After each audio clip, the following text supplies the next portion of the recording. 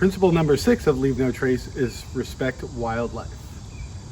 While exploring the outdoors, encountering wildlife can be a unique and often rewarding experience. But in order to continue to maintain a healthy ecosystem for our wildlife neighbors here in our parks and on other public lands, the following action items will assist you in making sure that we're continuously maintaining our biotic community.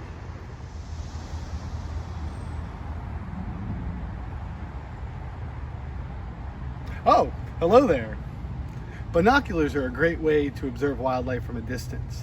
Another great way to observe wildlife from a distance is a rule of thumb, which means if you put your thumb out, if you're able to cover the entire animal with your thumb, you're the correct distance in order to maintain a positive and safe space for both you and wildlife.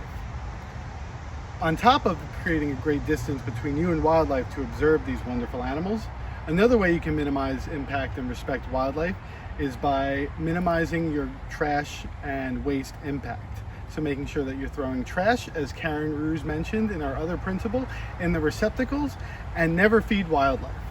One big example of wildlife being fed here on Staten Island is roadside food. That's places where people are leaving large piles of vegetables, which not only habituates things like deer and other wildlife, it also moves them closer and closer to vehicles, which then can end in a tragic tale of events between humans and wildlife.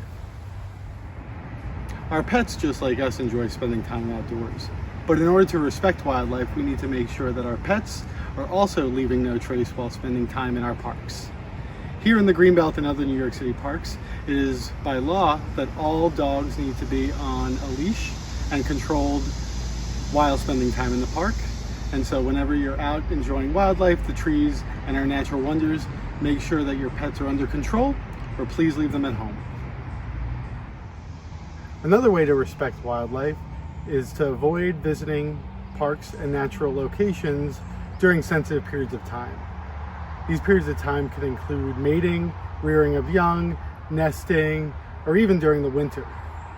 By being aware and planning ahead and preparing for your visit to the outdoors, you can make sure that you too minimize unnecessary impact on wildlife during sensitive times of the year.